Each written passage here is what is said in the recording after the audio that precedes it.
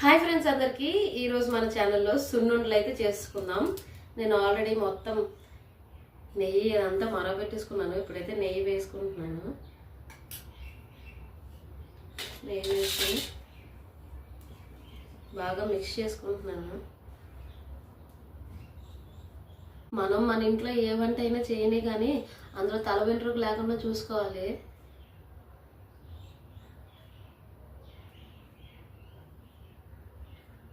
అవునా కదా కామెంట్ చేయండి.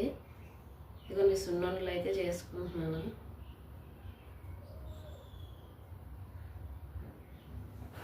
ఇలా సున్నుండలన్నీ రెడీ చేసేసుకోవాలి. ఇంకా వీడియో స్టార్ట్ చేసేద్దామా? హాయ్ అండి అందరికీ. ఈరోజు మనం సున్నుండలు అయితే చేసుకుందాం. నేను ఎప్పటి నుంచో సున్నుండలు చేద్దామని ఫిక్స్ అయ్యాను, కానీ ఇప్పటికి కుదురుతుంది. ఇదిగో ఈ మినువులు, నేను సున్నుండల కోసమని మినువులు తెచ్చుకొని పెట్టుకున్నాను. ఇప్పుడు ఈ వీటిలతోనే సున్నుండలు చేసుకుంటున్నాను. మీరు కూడా చూసేసేయండి. మినపప్పు మెయిన్ సున్నుండల కోసమే తెచ్చుకున్నాను. ఈరోజు అయితే చేయడానికి కుదురుతుంది. ఇక్కడికి వచ్చాక ఎక్కువ ఫ్రీ టైమే మిగులుతుంది. పిల్లలకు కూడా హాలిడేస్ అవ్వడం వల్ల నేను వండుకోలేకపోతున్నాను, కానీ లేకపోతే ఈజీగా కుక్ చేసుకోవచ్చు. మొత్తం ఒక దగ్గర 2 కప్పులు మినపప్పు ఉంది. దీన్ని బాగా ఫ్రై చేసుకోవాలి. చూడండి, ఇప్పుడు నేను ఫ్రై చేసుకుంటాను. ఒక పక్క మినపప్పు ఫ్రై చేసుకుంటూ ఇంకో పక్క బెల్లాన్ని కూడా తురుముకుంటాను. ఇప్పుడు మేము ఉన్న దగ్గర బెల్లము ఈ విధంగా దొరుకుతుంది. షేప్ అయితే ఇలా ఉంది, చూడండి చూపిస్తాను. బెల్లం చూసారా, ఇలా దొరుకుతుంది మాకు.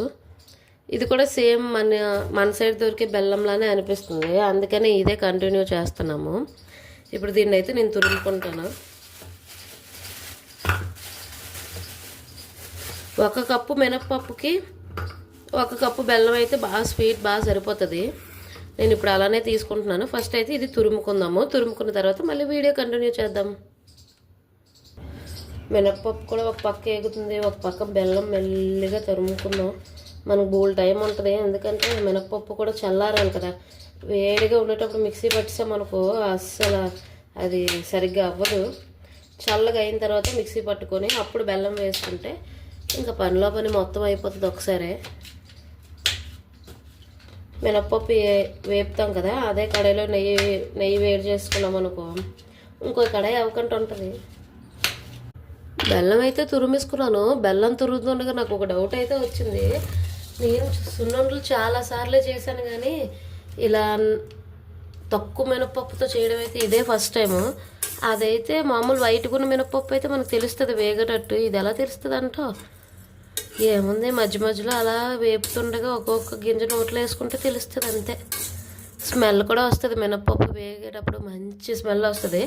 అప్పుడు మనకు తెలిసిపోతుంది మినపప్పు మొత్తం వేగిపోయినట్టు. మినపప్పు అయితే ఫ్రై అయిపోయింది. ఇప్పుడు నేను స్టవ్ ఆఫ్ చేసుకుంటున్నాను. నెయ్యి పెడతాను చూడండి మధ్యలో. మనం నెయ్యి వేడి చేసుకోకంటే ఇటు మధ్యలో పెడితేనే హీట్ అయిపోతుంది. చూడండి ఇప్పుడు నేను పెడతాను కాబట్టి నెయ్యిని పెద్దగా హీట్ చేయక్కర్లేదు, ఇలా పెట్టినా చాలా హీట్ అయిపోద్ది. ఇప్పుడు ఈ మినపప్పు హీట్కి నెయ్యి అంతా కరిగిపోయింది. ఇవి కూడా బాగా ఫ్రై అయిపోయాయి చూడండి, తక్కువ కూడా వదులుతుంది. ఇంకా దీన్ని గ్రైండ్ చేసుకోవడమే. చల్లారిన తర్వాత నెయ్యి తీసి పక్కకు పెట్టేస్తాను. ఇదిగో మన మినపప్పు చల్లారబెట్టేసుకుంటే సరిపోతుంది. బాగా చల్లారిపోయింది అనుకో, గ్రైండ్ చేసుకునేటప్పుడు మనకు ప్రాబ్లం ఉండదు. మినపప్పు బాగా చల్లారిపోయింది. ఇప్పుడు మిక్సీ చేసేసుకుందాం.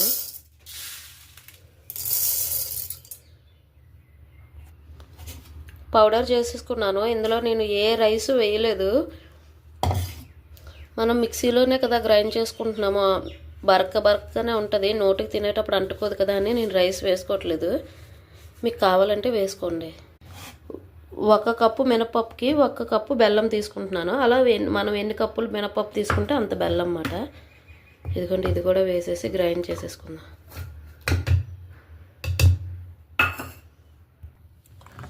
బెల్లం వేయక ముందు పిండి, బెల్లం వేసిన తర్వాత ఇప్పుడు ఈ రెండు మిక్స్ చేయాలి.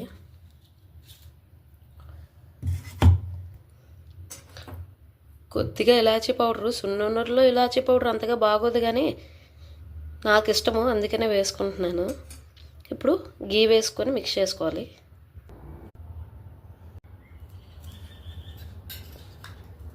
మధ్యలో ఇలా నెయ్యి వేస్తూ ఉండ చుట్టేసుకుంటే ఈజీగా అయిపోతుంది.